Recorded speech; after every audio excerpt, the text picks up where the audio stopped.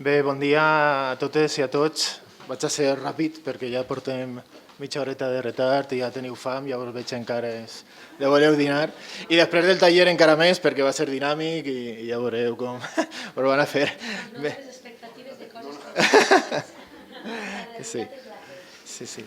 Bé, primer de tot volia agrair-vos a tots la vostra presència i m'adreçaria ara als inscrits per al Cefire, perquè després de tota una setmana treballant, no vull dir que la resta no treballeu, però davant d'adolescents de 12-13 anys, en efervescència primaveral, doncs arriba el cap de setmana i tots voleu descansar, però arriba el divendres de vesprada i dissabte de matí i esteu així formant-vos i des del Cefire vos encoratgem a seguir formant-vos, que sempre va bé, mai és tard.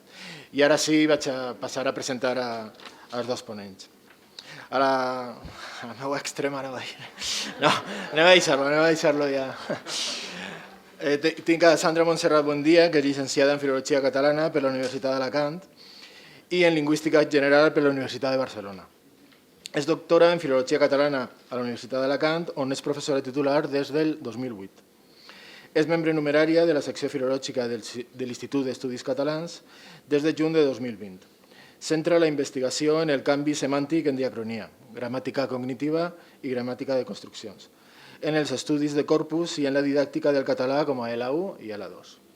Ha participat en diversos projectes sobre semàntica diacrònica, lingüística de corpus, lexicografia, elaboració de diccionaris per a programes de traducció automàtica i didàctica de la llengua, entre d'altres. Sobre aquests temes s'ha dirigit i impartit cursos per a professorat de tots els nivells educatius, així com cursos externs regulars a universitats estrangeres. Cal destacar que és coautora d'un bon nombre de diccionaris i llibres de text i que ha col·laborat amb equips encarregats de l'elaboració i la gestió de corpus digitals. Ha publicat nombrosos articles en revistes especialitzades de l'àmbit de la lingüística i ha presentat ponències en diverses activitats acadèmiques, tant nacionals com internacionals. És membre, entre d'altres, de l'Institut Interuniversitari de Filologia Valenciana, de la Unitat per a l'Educació Multilingüe, del grup de recerca ISIC i VITRA, Institut Virtual Internacional de Traducció, i de l'Acadèmia Valenciana de la Llengua. I a l'altre costat tenim a Carles Segura Llopes, doctor en Filologia Catalana. La seva investigació i docència han estat relacionades amb l'estudi i l'ensenyament de la nostra llengua. Ha impartit diverses assignatures relacionades amb l'anàlisi de la llengua catalana al Departament de Filologia Catalana de la Universitat d'Alacant, especialment sintaxi, morfologia i fonètica en diferents graus de filosofia i lletres. Igualment, ha impartit assignatures de llengua catalana d'ús tant a graus de filosofia i lletres com a educació. La seva investigació està relacionada amb la variació lingüística, la sociolingüística, la lingüística diacrònica, la gramàtica cognitiva, la sintaxi semàntica, la cultura popular i l'ensenyament de la llengua i la literatura, especialment en l'àmbit de la llengua catalana. Diversos llibres, articles, ponències, comunicacions i conferències giren a l'entorn d'aquesta investigació. També és especialment rellevant l'elaboració de material curricular de primària, secundària i batxillerat de l'àrea de valencià, en les editorials Vicent Vives, Marfil i Tabarca, i els manuals per a l'ensenyament i aprenentatge de valencià a l'editorial Bromera. Moltes gràcies als dos per estar ací. I ara s'alcem, perquè ja he dit que és dinàmic, aleshores s'alcen. Quan diu això de dinàmic? Gràcies. Se sent? Se sent quan parla d'això? No, ara sí. Que bé. No tinc molta veu. Funciona? Us posem els dos davant? Això està molt fort, no?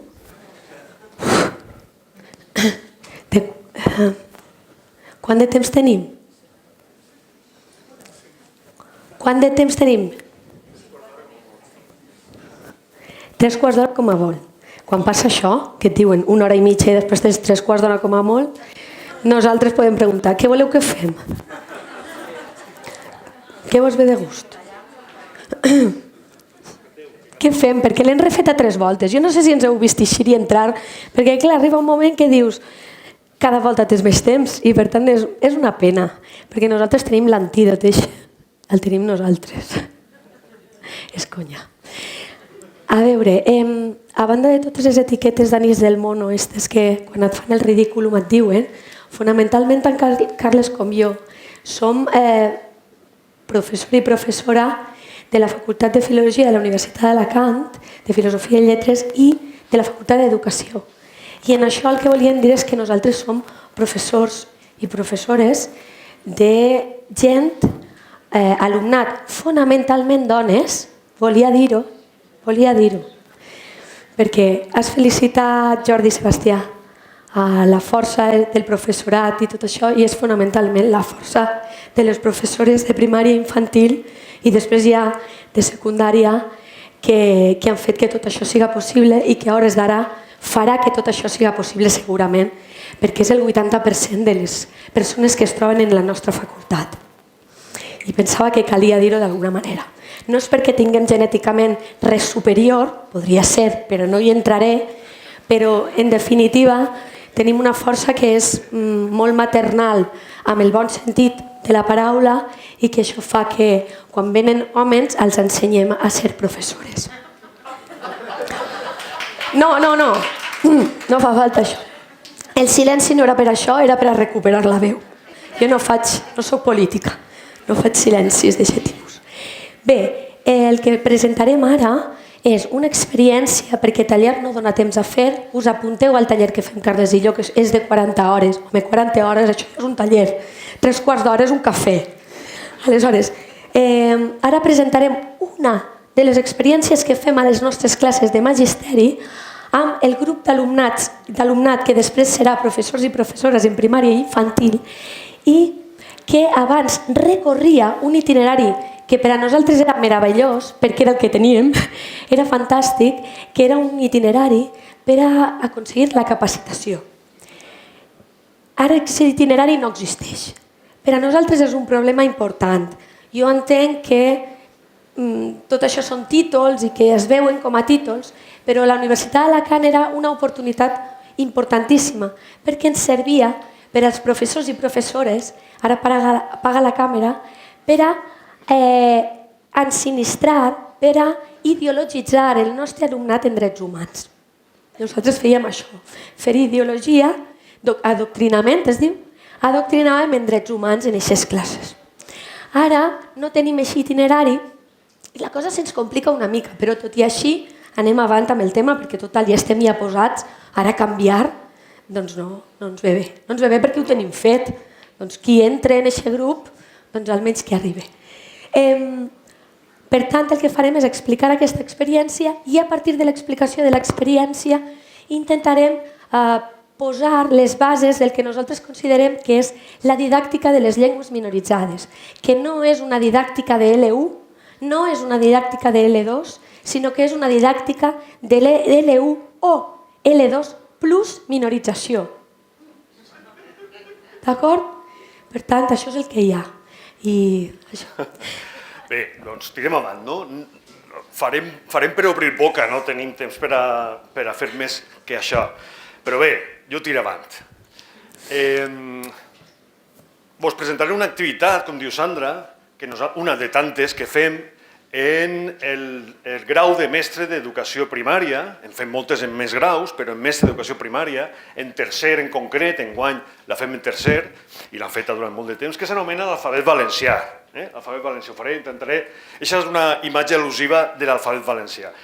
Ara quan ho explique, encara que crec que ho explicaré més ràpid del que pensàvem, estaria bé que parlàrem de les conclusions que traeu respecte d'haver experimentat, encara que siga ara només narrat, aquesta experiència. Quina evolució han pogut patir els alumnes nostres amb aquesta experiència i amb moltes altres que van en sintonia. Clar, amb aquestes soles pot ser no, però amb moltes altres en sintonia. Doncs es diu alfabet valencià, mireu quina cosa, ja veieu que estem en el món de l'ortografia i dels sons. Doncs la seqüència de l'activitat la fem en 6 o 7 sessions, depenent de l'any, i té dues produccions. Una producció final, que és un vídeo, que té una part cantada i una part escrita, el vídeo, i al costat d'aquest vídeo n'hi ha un grapat de targetes que els nostres alumnes han de fer, no sempre les fan perquè cada any les circumstàncies són diferents, targetes didàctiques amb una imatge i amb un amb una parauleta. I també han de fer una tasca final, una segona producció, que és presentar la seqüència en un context determinat. Ahí ja n'hi ha una pista. El context és el mestre o la mestra de primària del lloc on estan fent les pràctiques i també la donant a la pràctica amb els xiquets que estaran en el seu càrrec en el pràcticum. Com que ha estat d'una experiència que té pinta, volem que tinga pinta de projecte, no sé si sabeu que els projectes, està molt bé, treballar per projectes, és molt interessant, però té una dificultat, i és que l'ideal seria que l'espurna que fa créixer un projecte fos espontània i que a partir de l'espontaneïtat, de l'emergència a classe, que el profe o la profe sàpia agafar això, empomar-ho i convertir-ho en alguna cosa interessant que tinga lligam amb el currículum i amb els interessos, per tant, també del sistema educatiu. Això és molt difícil de fer, d'aconseguir, i per tant el que fem és forçar-ho per la màquina, amb una espurna un poc forçada, no? Agafem l'encenedor i encenem l'espurna nosaltres. I aquesta espurna és doble. O fem una excursió diversa, per exemple, n'han fet alguna, per exemple, als arbres, al camp, però al camp del campus de la universitat, als arbres que n'hi ha allí, han fet alguna cosa, però bé, sobretot el que fem és, el que faig jo en concret és contar una història meva, us la conto molt ràpid. Jo tinc dos xiquets, el major ja en té 18, és ja fadrí, i quan va entrar a infantil, és a dir, fa 15 anys, tenia 3 anyets, fa molt de temps ja, ai mare, passa el temps volant, ara que pense. La mestra ens va citar a l'aula per a explicar-nos la planificació del curs i tal, i la meva dona i jo estàvem esperant-la, i mentre esperàvem vam veure l'aula que era preciosa, estava plena de racons, de llibres, de colors, d'elements en 3 dimensions, i també hi havia un alfabet al voltant, no?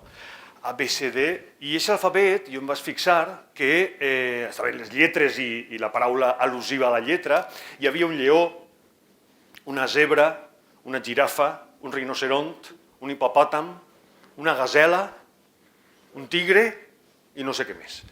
I jo vaig pensar, no n'hi ha animals més pròxims, més pròxims al món del xiquet segurament, al món nostre, que també puguem utilitzar per a ensenyar l'alfabet valencià als xiquets. No dic que això no estiga bé, és compatible, però potser també es mereix el nostre món local alguna cosa. Doncs amb aquesta pensada, que es la proposa sempre als alumnes, i tots diuen que sí, en general, almenys diuen que sí, potser no ho pensen, però jo crec que sí que ho pensen.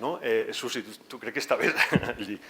Bé, doncs el que fem és proposar-los. Anem a fer alguna cosa per a veure si és possible fer-ho, a veure si té això realitat.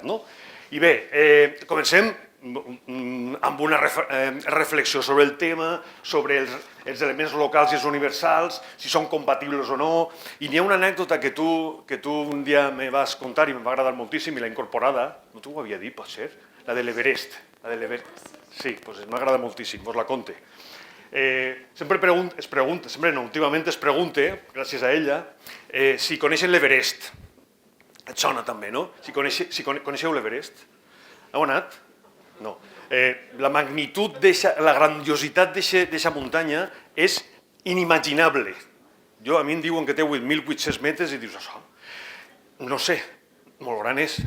Una bona manera de fer-se càrrec d'això, i això és l'axioma de l'educació, és anar del que és conegut al que no és conegut. Al final és el principi de la metàfora. La metàfora el que ens ajuda és conèixer alguna cosa més llunyana des del punt de vista d'abstracció o de distància del que siga amb alguna cosa més concreta que coneguem més fàcilment. Doncs això que teniu al costat, algú sap què és? Quina serra és això? La Fontcalent. La Fontcalent, la serra més màgica i més mítica del terme d'Alacant, la que més màgia té, la que té donyets i falagueres, una serra fantàstica que podem anar a veure, pots posar davant d'ella i dius, quina serra més gran, té 400 metres, 400 per 20, 8.000, és a dir, que l'Everest és 20 voltes més alt que aquesta serra que pots tenir davant. És una bona manera d'adonar-se de com és de gran l'Everest. És una espècie de joc, però fixeu-vos que utilitzem aquesta metàfora per a fer-los veure que des de les coses pròximes es pot arribar a les coses molt llunyanes. I és una bona manera de valorar el que tenim a prop i fer conèixer el que està lluny, que també es mereix que ho coneguem. M'explica? És a dir, que evidentment són compatibles les dues coses. Bé, parlem, fixeu-vos, per exemple, elefants o eriçons, que té un eriçó que no tingui un elefant per ensenyar-la a ell.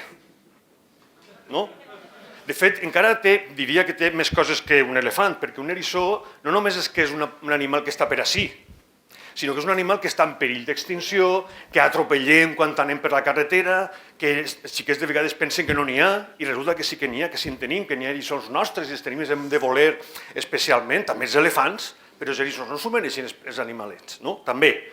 O roures o garrofers, pitxes o coques, Halloween o firetossas de Cocentaina, jo què sé.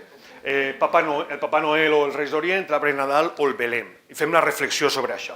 I continuem, per exemple, veiem que n'hi ha aspectes positius i aspectes negatius, perquè la tradició i el món local no sempre és positiu. N'hi ha coses negatives i retrògrades, no?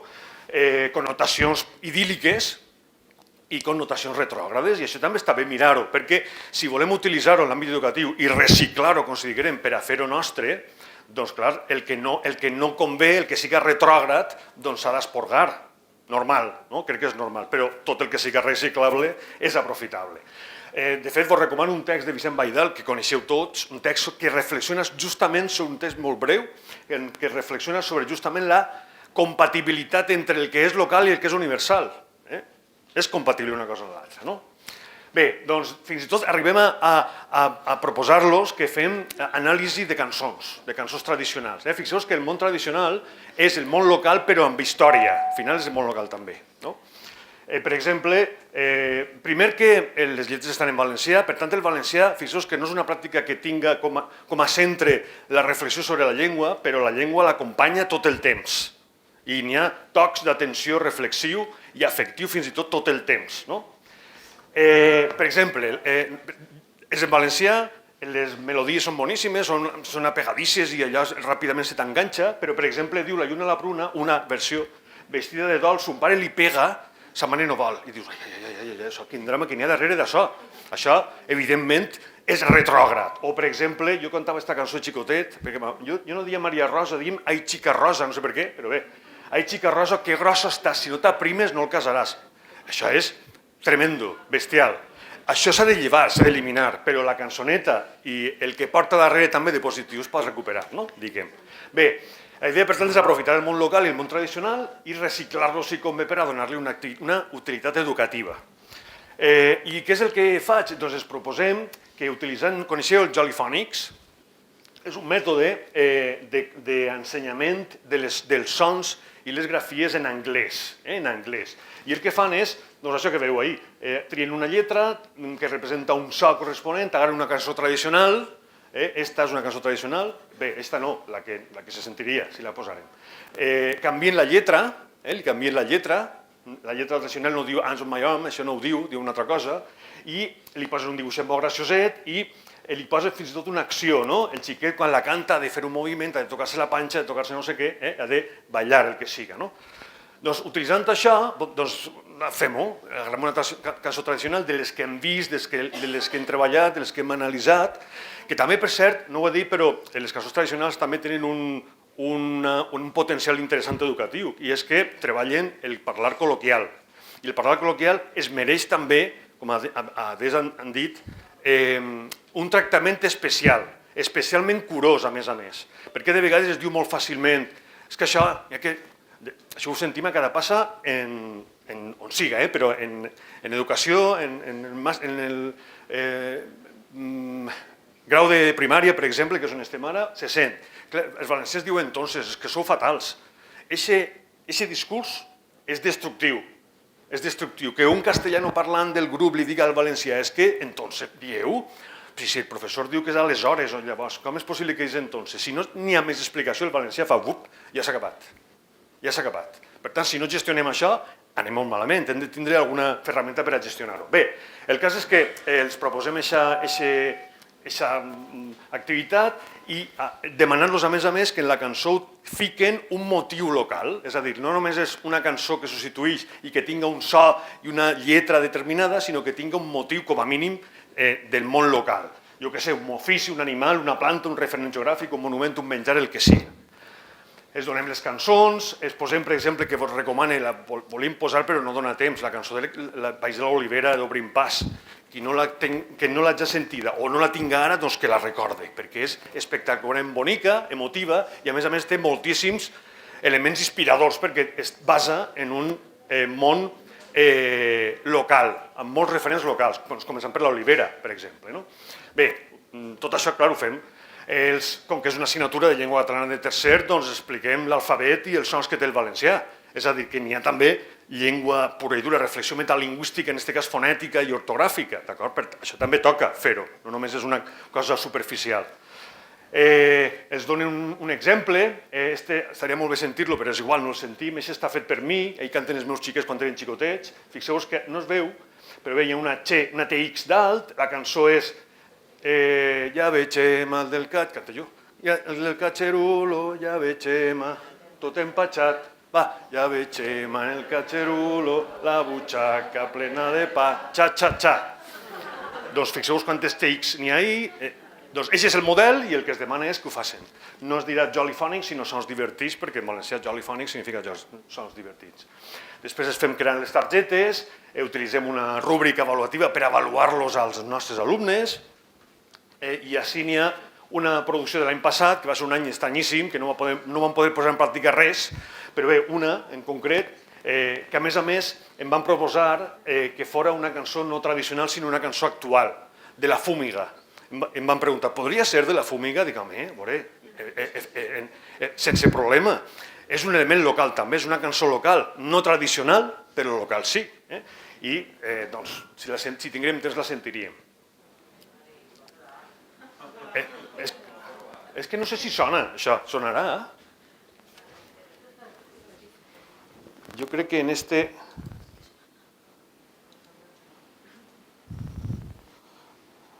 Si comença a preguntar... Trobo que no, Ho sent. Bé, doncs no. Bé, fa molta gràcia perquè a més són dos xics que canten, s'ho prenen molt seriosament, canten fantàstic. N'hi ha un de Pedreguer i l'altre no. No sé si sabeu que a Pedreguer les és obertes es fan n'hi ha més és obertes que la resta del País Valencià. Diuen festa i fem i cantem. Això es diu a Pedreguer. Ho fan els dos igual. Un és de Pedreguer, l'altre no, però un ha servit d'exemple per a l'altre. En fi. La pregunta que encara que ja... Encara que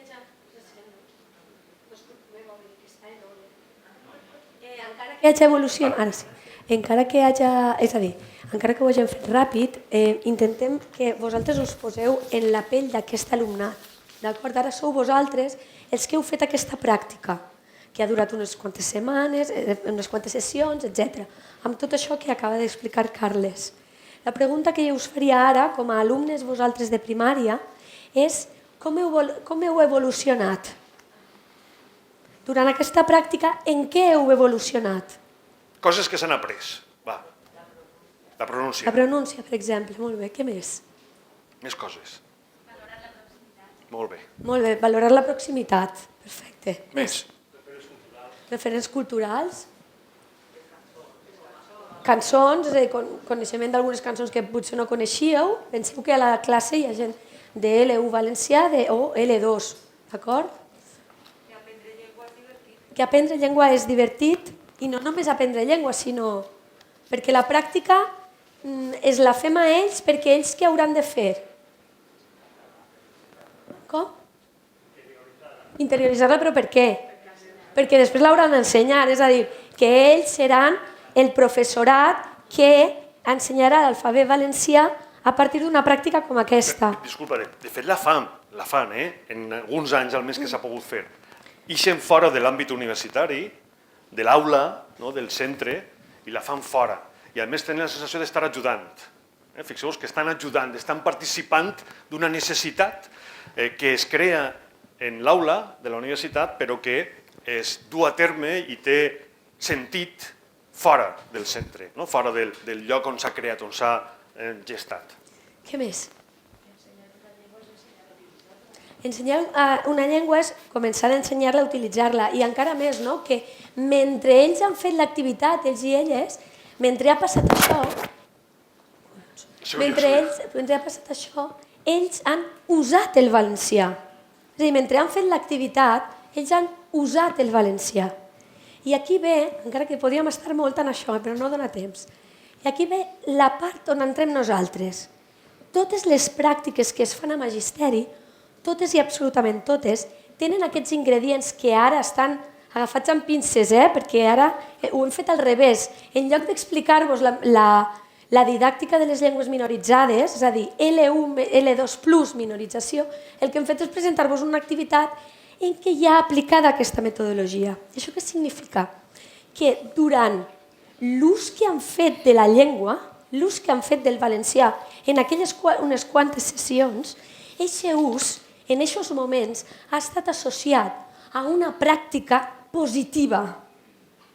És a dir, tots els elements de la didàctica de la llengua que no són nous, perquè això que us acabem d'explicar de l'Everest, això és més vell que anar a cagar, vull dir, això no té res de nou, totes les mestres que esteu aquí, heu fet això, vull dir, ara nosaltres no hem dit absolutament res nou. Però el que fem nosaltres és incidir en el fet que quan aquests aprenents de valencià, futurs professors, estan usant la llengua, ho estan fent segurament canviant els seus models cognitius idealitzats que tenen sobre el fet del valencià. Cadascuna de les pràctiques, és que no perdem aquest objectiu humà. Això significa que cap dels elements que hem usat és negatiu. És al contrari, intenta associar sempre a un element positiu respecte d'algun element negatiu que nosaltres sabem que ells tenen. I com sabem nosaltres els elements negatius que ells tenen? Doncs el que nosaltres fem és investigar, i ara m'avanci un poc, i després ho farem com vulguis. Tira ja, perquè és que si no, no da temps. I el que fem és... Tornarem ara, vull dir que tot és com... El que fem és intentar esbrinar de veritat quins són els models cognitius idealitzats que té un L1 valencià i un L2 al País Valencià. És a dir, una persona que té el valencià de casa i una persona que no el té. Perquè tots dos seran futurs professors, en valencià o de valencià. Us poso un exemple. Ara parlem dels models cognitius, que de segur que molts el coneixeu, però vull que us fiqueu realment en el que és això. Us poso un exemple. És igual d'important que un L2, sapiguem que un L2 veu el valencià com una cosa antiga, com que un L1 veig el valencià inútil fora de sa casa. És a dir, el problema és exactament el mateix, perquè nosaltres tenim alumnat que arriba a la Universitat d'Alacant i és de Pedreguer, per posar un exemple, i quan xapa a la Universitat d'Alacant, meravellosament es converteix en un castellano parlant perfecte. I això ens passa en les nostres classes de magisteri, on teníem aliats, no tenim aliats. Un castellano parlant, us ho podeu imaginar, això ja ho coneixem, però és clar, si no coneixem bé el model cognitiu idealitzat, la seva manera de veure la realitat d'un L1, estem perduts. Perquè el valencià, i ara ja ho sabeu, i ara serem supereuropeus, Jordi, supereuropeus, ja ho veuràs. El valencià s'ha de salvar pels valencianoparlants que no canviaran quan arriben a Alacant i pels castellanoparlants que farem neoparlants. En la Universitat d'Alacant el que intentem és que els castellanoparlants que tenim siguin neoparlants, no només que siguin professors que vehiculen les classes en valencià, que siguin com els professors d'immersió i professores d'immersió lingüística dels anys 80 i 90. És així, no hi ha una altra. És a dir, que parlaven en valencià sempre que podien, sempre que es trobaven còmodes, sempre al final. Com deia la nostra companya, una persona que era de Cuenca i arribava a un institut i de seguida s'hi posava. Doncs això és el que hem d'aconseguir una altra volta, perquè anem un poc arrere en això. Per tant, en la facultat el que volem és crear valencianoparlants, fidels a la seva llengua i neoparlants, perquè no eixen els contes, on ens casem, és a dir, on ens juntem amb un castellanoparlant o no eixen els contes, no procreem prou. No sé si es comprèn, no? El que dic? Perfecte. I això com es fa? Coneixent realment quins són els models cognitius idealitzats dels nostres alumnes i, per tant, de la societat?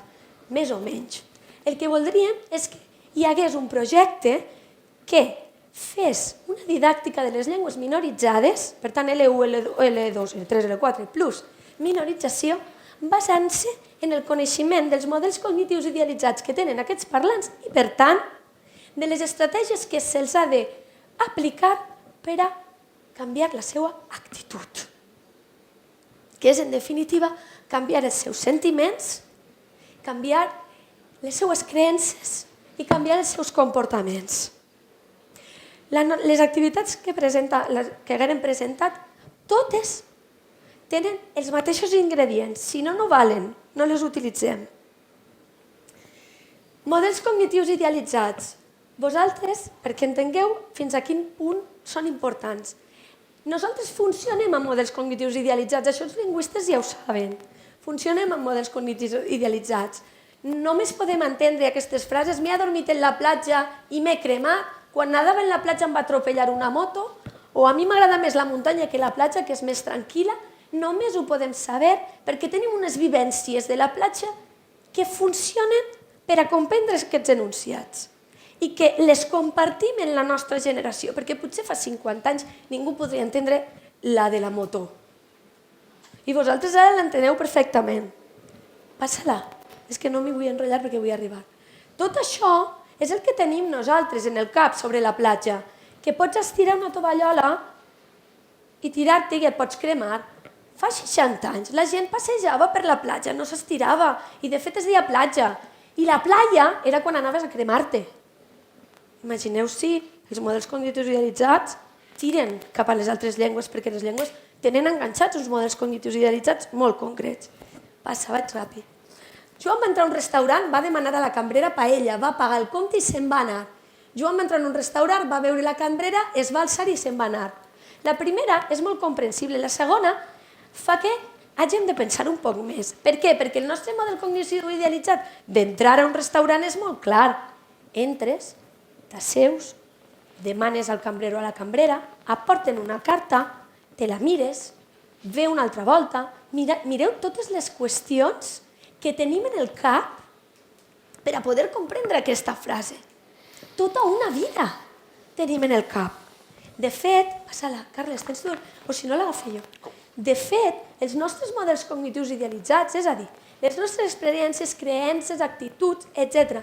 Ha aparegut la Covid i ens les han canviades. Com saludem ara? Què feu? Quina impotència! Quina impotència! Perquè estem en el canvi d'un model cognitiu idealitzat i no hi ha cosa que ens oferisca o que ens faça tenir més inseguretat que anar a un país on els models cognitius idealitzats són diferents i aleshores el primer dia quan et poses allí pots morir-te o que te'ls canvien per alguna qüestió. I ara saluda, ja no saps què fer. Abans era molt fàcil, 2 besades, no? Vull dir, veritat? O anar al metge, per exemple. Quan anem al metge, ara, abans de la pandèmia, quan anàvem al metge, tu anaves al metge i sabies que havies d'esperar. Sempre o aneu al metge i us atenen a la primera. I aleshores, imagineu si els vostres models cognitius idealitzats afecten el vostre comportament, que vosaltres no comenceu a bramar com si us haguéreu trastornat quan a I5 t'havien d'haver agafat a punt. A I5 no t'han agafat, és normal. I aleshores, com que tu és un comportament que tens en el teu model cognitiu idealitzat i com que és normal, no poses a bramar. I fins i tot podem passar 3 quarts d'hora. Poses nerviós, Però és que és el metge. Ara ves a buscar pa i que et passi això. Ves a buscar pa al forn de pa i que et tinguen 3 quarts d'hora per a donar-te una barra de pa. No ho podríeu Gràcies. No ho podríeu consentir. És a dir, els nostres models cognitius idealitzats fan que jo siga més o menys violent en una determinada situació. Les paraules, aquests models cognitius idealitzats estan compartits per tots. Compartits per tots? És heavy el tema, Però fins i tot tenim models cognitius idealitzats particulars. Jo, per exemple, sent la paraula gandula i se m'activa quan el meu avi em va ensenyar a llegir en una gandula que tenia en la seva cambra i allí és on m'ensenyava a llegir. Se m'activa una vida. Vosaltres segur que teniu una paraula que us activa una vida. Això ja ho coneixeu, però ara veurem la profunditat d'un model cognitiu idealitzat. Veieu una cara o què veieu? No, una cara en una copa, Molt bé. Doncs això és el que vosaltres considereu, perquè un aborigen de l'estrobian potser la copa no la veu. Estareu d'acord amb mi que si tu no tens una cosa en el cap no la veus. No coneixem, sinó que reconeixem. Per tant, sumeu-li això, que allò nou que coneixereu és mentida, no ho coneixeu de nou, reconeixeu allò que teniu al davant. O, per exemple, què hi ha aquí? Aquí ja comença la cosa a posar-se difícil, Rates penades o rats penats i què més? O sigui, ells, etc. I què més? I fulles. Mira. Sí, fulles. Algú veu alguna cosa més? Com? Papallones, Ja comença la cosa a posar-se complicada. Cadascú està buscant en el seu cap això, quin concepte? Coloms, fixa't tu. La copa que facilera, Però ara aquí cadascú té uns models que són un peliu diferents. Són angelets, també. Són angelets d'aixòs que es posen en els arbres de Nadal, blanquets. Mireu-los. Ara que us ho dic, segur que veieu també. És a dir, no coneixem la realitat, sinó que reconeixem la realitat. Doncs ara anem a les llengües. És mortal. Quan aprens una llengua, incorpores un model cognitiu idealitzat de l'experiència amb aquesta llengua. I aquest model afecta a la relació amb aquesta llengua a l'hora d'aprendre-la i, per tant, indiscutiblement afecta l'ús que en faràs, si en fas o no en fas. És tan bèstia com això. Passa, per favor.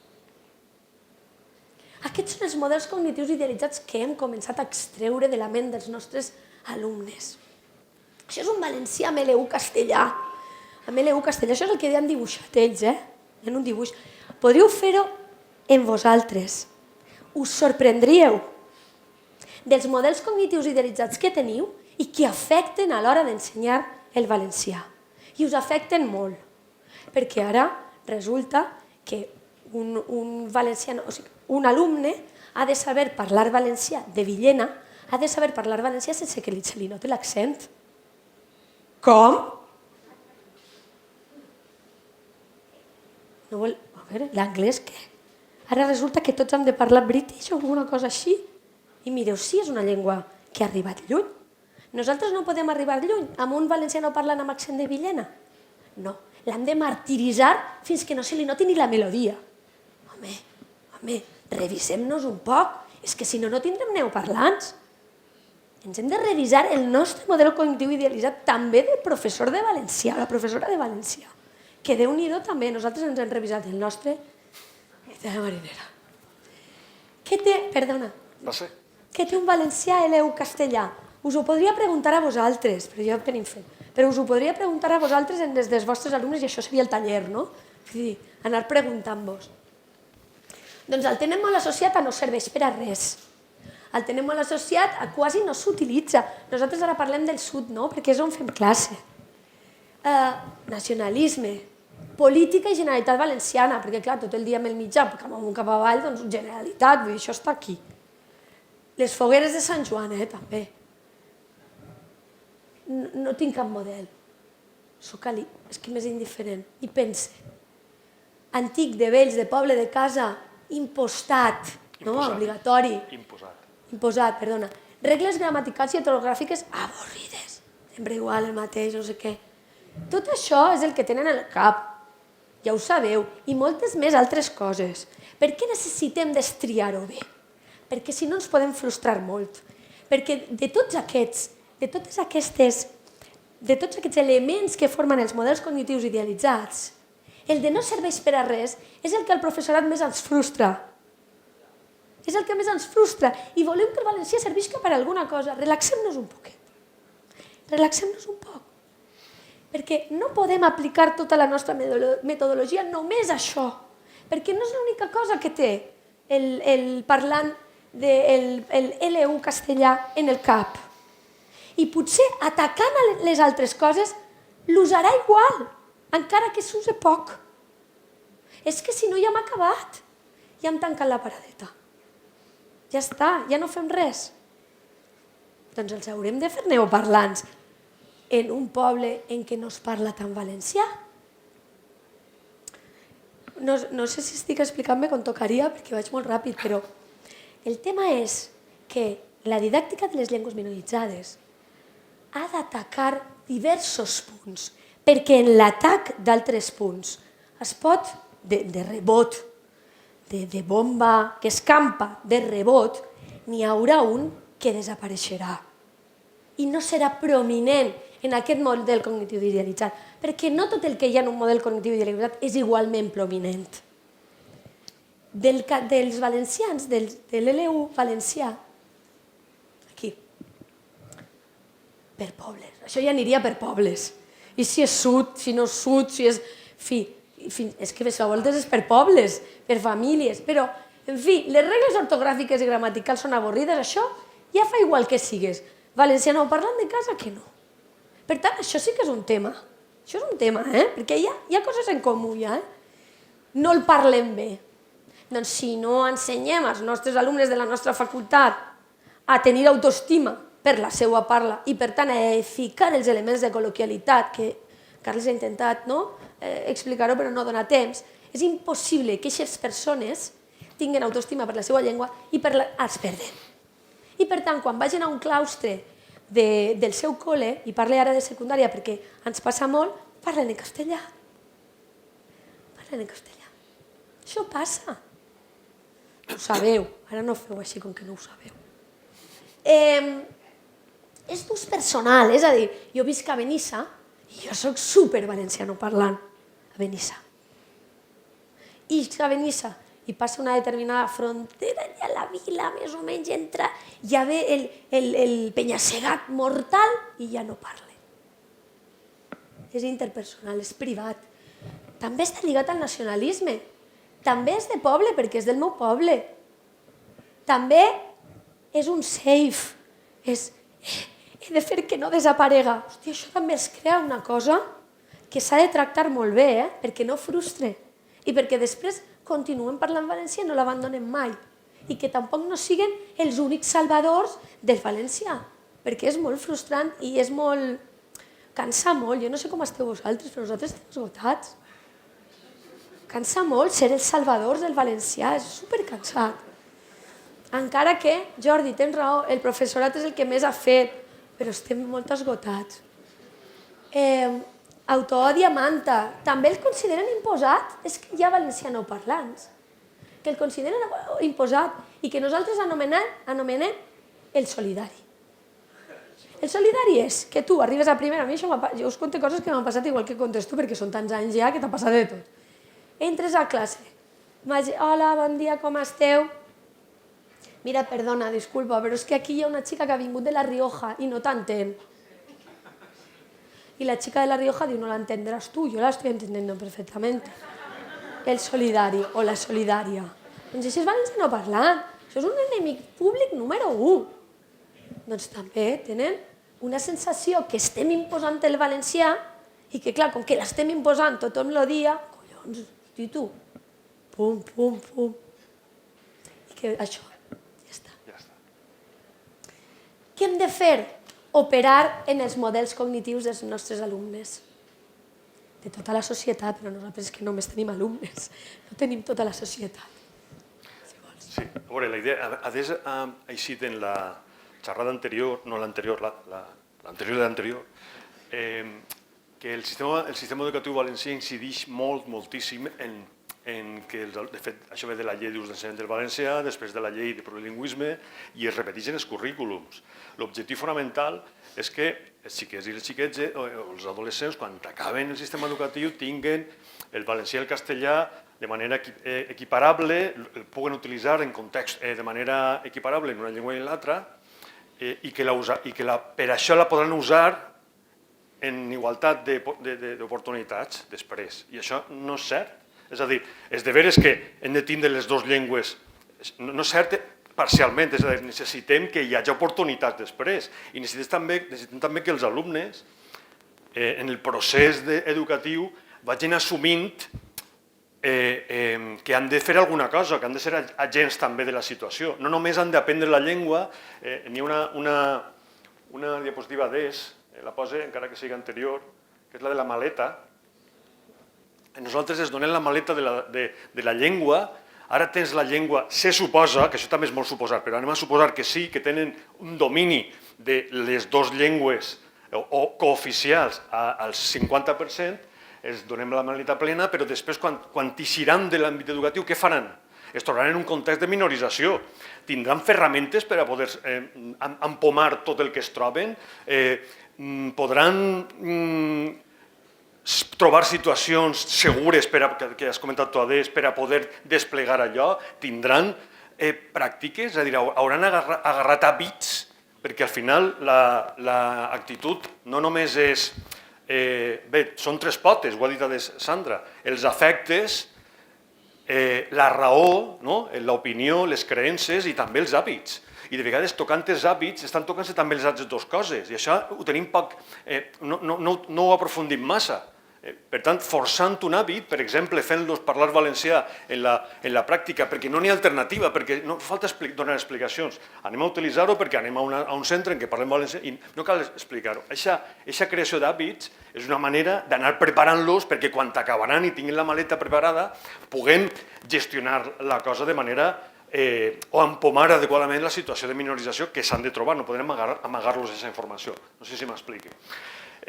Per tant, caldria incorporar un objectiu, que a banda del domini de la llengua, caldria incorporar un segon objectiu que no està explícit, és molt tàcit i està molt amagat en la documentació oficial, diguem, o reguladora, i és que hem de fomentar l'ús. No dient que parles una llengua, no parla valencià, això no és fomentar l'ús. Fomentar l'ús s'ha de fer d'una manera determinada amb una ferramenta com, per exemple, el marc cognitiu idealitzat, és a dir, jo he de conèixer molt bé els alumnes per saber d'on partisc i saber quines tecles anar tocant durant un període de temps llarguíssim, no amb la pràctica esta única que vos he explicat, amb moltes pràctiques durant tot el període educatiu, que són molts anys també, totes en sintonia, perquè si la pràctica de l'any següent va en contra de l'anterior, el que fem és desfer el camí fet. Per tant, tot ha d'estar en sintonia per a desplegar aquest segon objectiu, que és fomentar l'ús, que després la maleta la utilitzen, l'obreguen i en la vida normal la utilitzen tant com puguen. Vos conto una anècdota, no sé quina hora és i potser vos estem cansant ja, crec que sí. Però una anècdota ràpida que em va fer feliç aquest dia i encara dura, però això ja fa anys.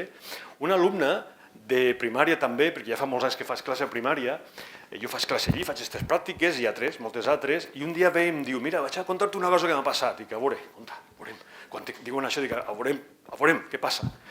Diu, no, que vaig anar l'altre dia a, no sé si era Zara o no sé quina tenda botiga de roba, no? Diu que estava en la cua esperant, hi havia un grapat de persones, i no coneixia ningú, estava allà esperant en la seva ropeta per pagar.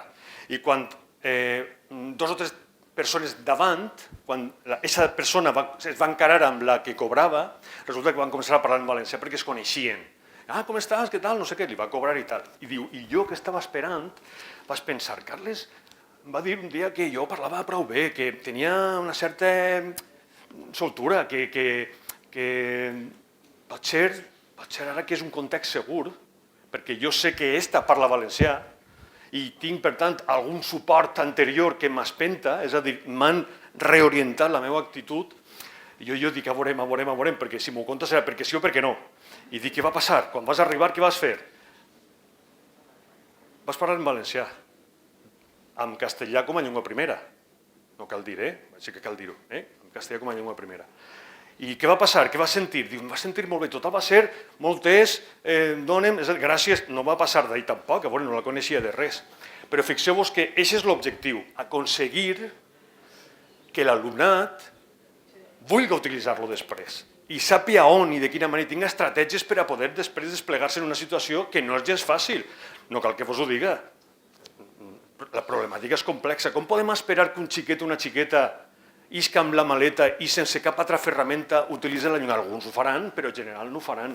i menys els que tenen el castellà com a llengua primera, ateses algunes circumstàncies. Aquesta és la nostra idea. No és res nou tampoc, però fixeu-vos que si arrepleguem ferramentes i experiències vostres i nostres, vostres vull dir dels que exerciu en l'àmbit educatiu, doncs estaria molt bé que definirem perquè de vegades quan no hi ha un concepte on et pots agafar, de vegades sembla que tot són impressions, no? I va bé que siguin impressions, però de vegades ens interessa, per estar en sintonia, que aquestes impressions es sistematitzen i que es convertisquen en una teoria que ens ajuda a fer cursos amb més facilitat, que ens ajuda a ensenyar això amb més facilitat a la gent i a formar millor. I per tant, aquesta didàctica de la llengua minoritzada es replegarà, voldrien que es replegara, que no és res nou, però jo no he sentit massa voltes això de la llengua didàctica de la llengua minoritzada. Algú ho ha sentit? No és una cosa que es diga molt, fa pena. Hem d'assumir que som una llengua minoritzada, però és que si no ho assumim, més val saber-ho i dir-ho i tirar avant. M'explique? Per tant, a veure si donant-li definició a aquesta didàctica, incorporant ferramentes interessants i pràctiques interessants, doncs, a falta de tindre aquest objectiu concret i explícit en la regulació educativa, doncs que l'incorporem. De moment seria un compromís nostre, que ja el tenim, però hauria d'estar regulat, diguem, però amb aquesta ferramenta podem funcionar millor i créixer un poc més. Si no, tot són impressions. I més encara ara que la societat està canviant respecte d'un temps, respecte dels inicis, nosaltres també canviem, no tenim tanta il·lusió com teníem fa un temps, i potser ens ve bé tindre un suport teòric més concret. Podria estar bé, podria ser interessant, que podríem crear entre tots. Nosaltres no tindrem el copyright d'això en absolut, però que estaria bé, diguem, posar-ho en comú. Què fem? Quina és? No sé, no tinc res. Conclous tu i on anem? Nosaltres ja tenim definits els elements d'una didàctica de les llengües minoritzades. Tot això és el resultat d'observar que l'enfocament comunicatiu, que és meravellós, fantàstic i que és l'únic que es pot usar i que tots coneixeu, no és prou per a una llengua minoritzada. S'ha quedat curt. En una L1 o una L2 sense minorització, és a dir, on la minorització no existeix, qualsevol mètode és bo. Qualsevol mètode funciona, més o menys. És a dir, per a un ensenyament de l'anglès necessites un bon professor i professora, perquè això és indiscutible per a totes les llengües, però fins i tot ensenyar-los a fer un currículum funciona. Dius, no hi haurà una cosa més insuportable. Funciona. En canvi, nosaltres ens adonàvem que, lògicament, ensenyar a fer un currículum en valencià ja ni ho provaves, però vinga a fer receptes.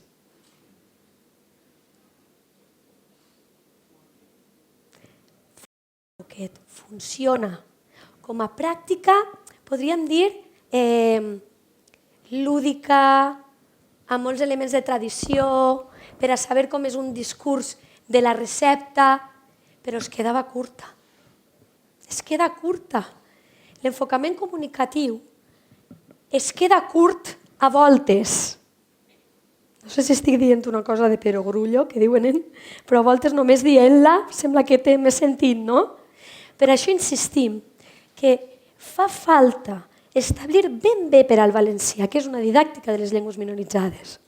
I en això s'ha d'atacar quines actituds té el parlant en el cap i a partir d'aquí crear totes les estratègies i veure si l'explicació i la pràctica de fer una recepta amb els nostres avis i àvies o el que siga, on l'hem de situar dins del mètode i què hem d'esperar d'aquesta pràctica? Hem d'esperar que amb aquesta pràctica després comencen a usar el valencià com si s'acabés el món? No, hem d'esperar una altra cosa, perquè si no és una frustració darrere una altra frustració. I aquest és el punt, ja està, Vull dir que no hi havia... Tampoc era la gran cosa. Era això.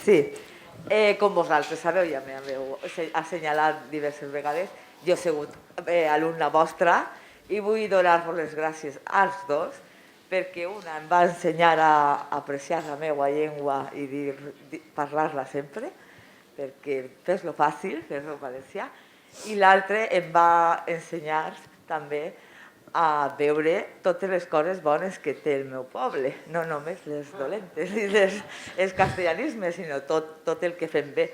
I recorde molt, no sé si tu recordaràs aquesta anècdota que Vicent es va ficar a Crevillent, no parleu valencià, i que tu vas saltar i em vaig quedar al·lucinada i ho recordo perfectament. I això, professors com vosaltres haurien d'haver-ne més, perquè fan... Bueno, i tots nosaltres, evidentment, que estem així perquè volem la nostra llengua, perquè així és com fer valorar la nostra llengua és el més important, més que els continguts, que també són importants i que tot, és fer estimar la nostra llengua, sobretot. Fixeu-vos que a Crevillent, que és el seu poble, les canyades contínues al parlar col·loquial fan més mal que una pedregada, disculpeu l'expressió. Perquè a Crevillent n'hi ha moltíssima gent que té el valencià com a llengua primera i és el poble més a la frontera que tenim al sud. I et pots imaginar que no, doncs és un poble en què el valencià té moltíssima vitalitat. Però quan preguntes, diuen, si parlem fatal. Si no tenim estratègies, en el sud sobretot, però crec que no és cosa del sud només, per a contrarrestar, no? D'alguna manera, Déus no som, farem el que podrem, però almenys que no siga dit que hem buscat estratègies per aconseguir que una crevillentina no pense que per dir via i no dir la R final parla malament i per tant per parlar tan malament millor parla en castellà. Això no pot ser. I això en el sud aquest discurs està ple, completament ple. I això s'ha d'incorporar a una didàctica de la llengua. No només això, però això s'ha d'incorporar de manera especialment viva. Ja està, que és hora de dinar.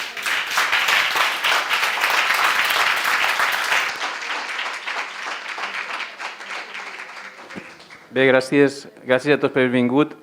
Que disculpen ells perquè he hagut de fer el paper de roïn, de tallar per l'hora. De Robert Durà, em deixarà algú? Deixa'm deixar algú. Per Auri Montoya, no estan, no? I crec que estan tots. Bé, en nom de tots ells, gràcies per haver vingut i fins la propera.